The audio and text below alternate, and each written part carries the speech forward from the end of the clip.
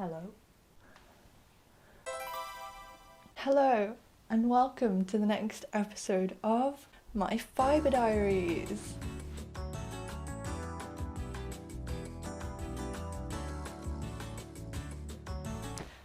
So I'm gonna have to just come out and say it, but it finally happened. I finally got my first spinning wheel. Isn't she a beauty? I'm just so in love with her.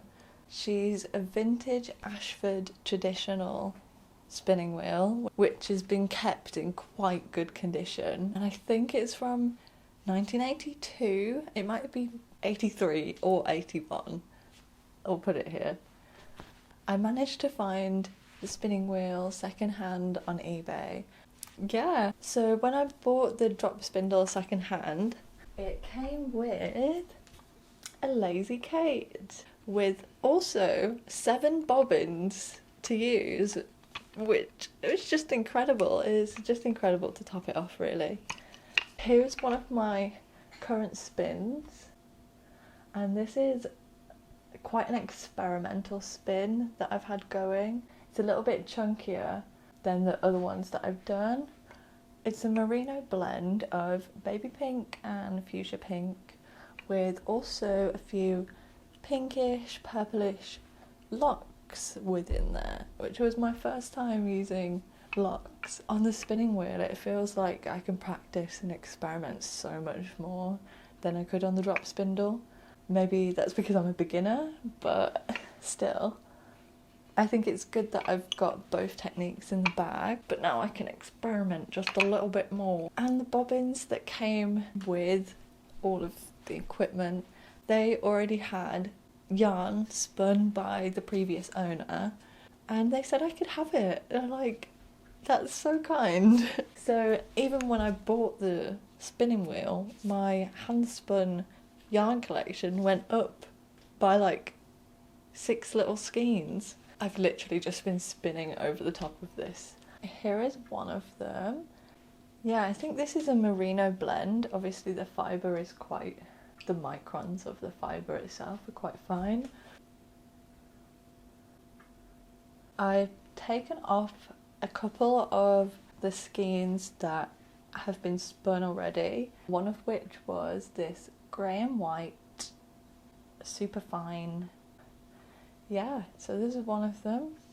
I'm not really sure what I'm going to do with it just yet. I don't really use these colours, but I feel like alongside a pop of colour could look nice. This was another skein that was there. The oils that are in the sheep fibre, is it lanolin? Lanolin? I haven't learnt enough about that just yet, but here is another one. Oh, I don't know if I want to put my hands in this, it doesn't feel great. It's really greasy, like the drape on this is kind of like weird because it's sort of, it's like it's had oil put in it rather than, maybe it just needs a wash, but it does smell very sheepy, so I don't even think this has been washed yet.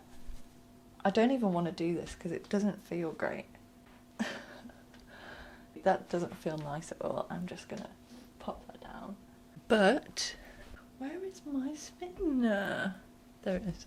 But the lady who gave me, didn't give it to me, I bought it, but the previous owner also gave me some fibre to practice with. So this fibre is what I'm assuming was spun to make these two. And this one's a 2-ply on the bobbin. It's quite nice actually. And I think it's plied with itself. It's just plied with itself. But so this is the remaining fibre that I have, and also some scraps from the first ever bobbin I've spun on my spinning wheel.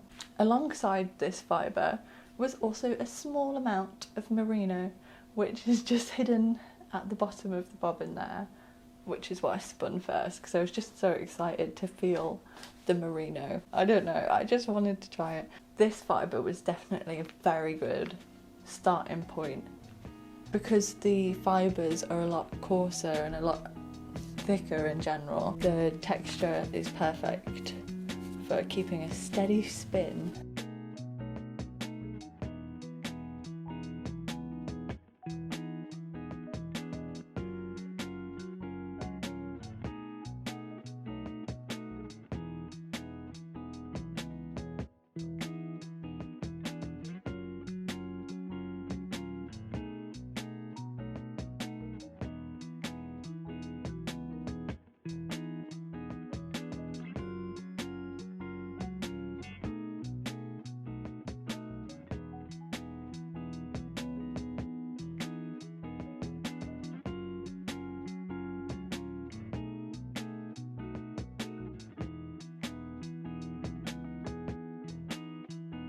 And I might add these little bit of scraps. I've already got a little scrap bag going. It's a little scrap bag of merino predominantly. There's a little bit of bamboo in there. I'm super excited to make just a crazy fibre scrap spin. So that's in the mix soon. Since spinning so much yarn and watching so many spinning videos on YouTube, I've now learned how to actually twist a skein. In my previous video I didn't know how to do that, but now I do, and they look so much better and prettier and just like actual yarns. And these are the same yarns from my initial scrap yarn spinning video, so they look like 10 times better. Wow, just by twisting it correctly.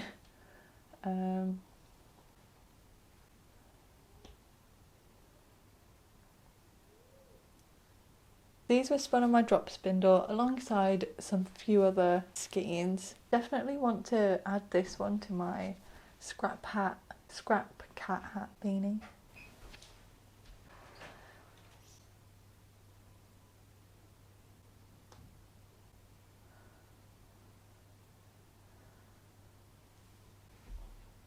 I'm so proud.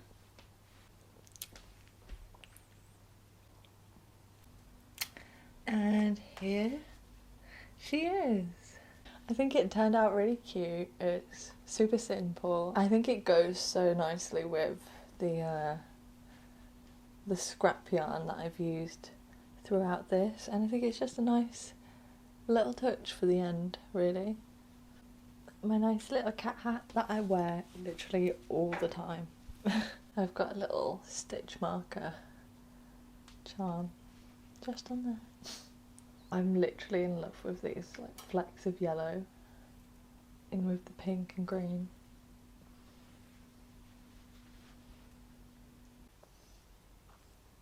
Super cute.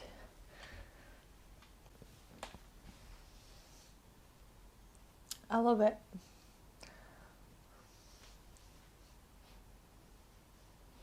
And honestly, there wasn't that much yarn left at the end, so I decided to make 2 little granny squares starters because I'm currently working on a project that's going to be spread out across the whole year of making loads of random granny squares using yarns that correspond with certain projects.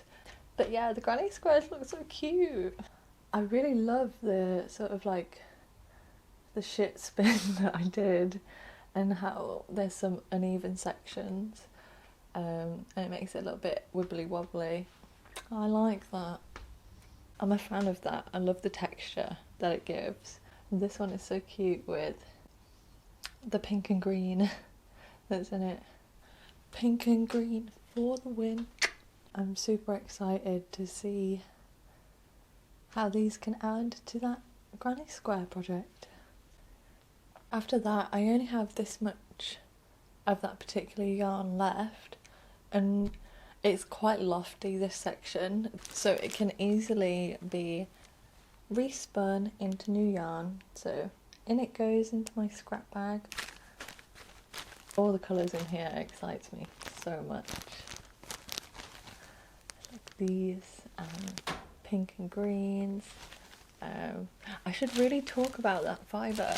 So for Christmas, I was in need of some fibre to start my spinning journey properly and not just rely on scrap yarn. I did what I do best and went hunting on eBay for some second-hand fibre, and I stumbled across a big bag of joy.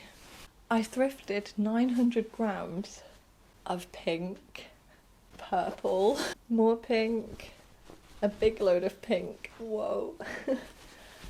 This is wild.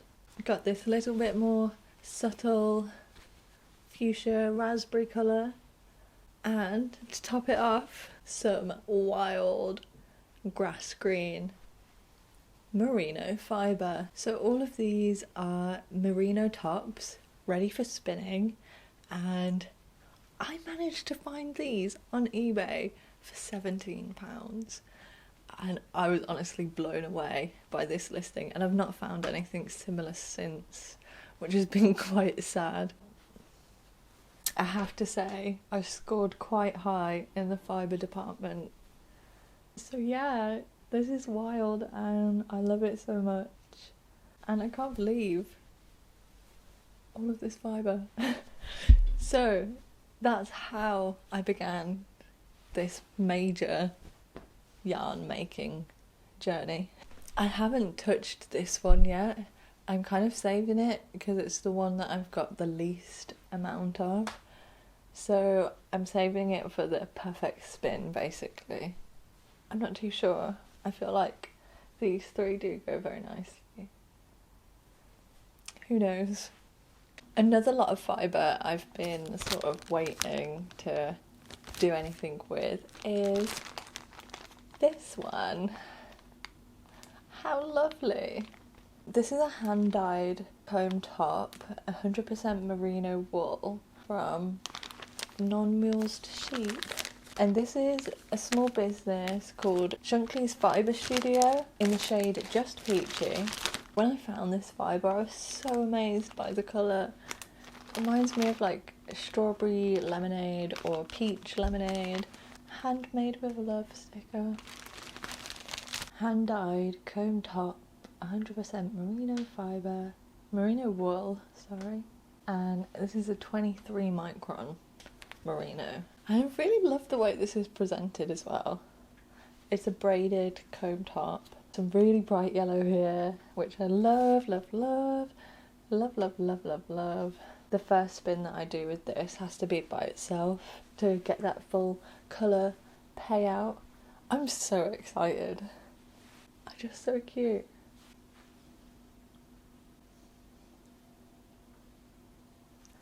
I'm just obsessed already. I'm so excited to see what comes of this.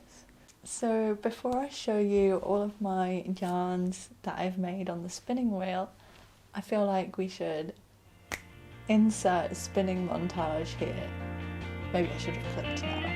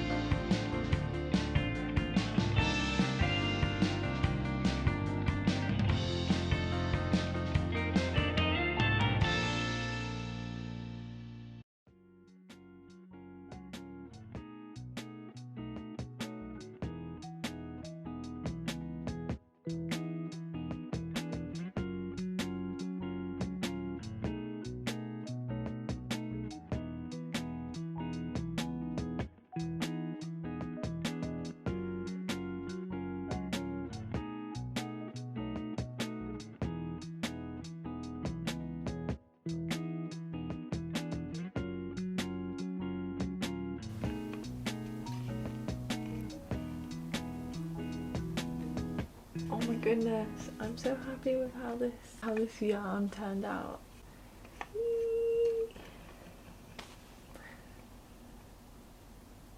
So the plan of action is to get this yarn off the bobbin. Considering I don't own a niddy noddy or anything of the sorts just yet, I do own a chair, a swivel chair to be precise. But yes, it's time to get this little guy off the bobbin and into my hands.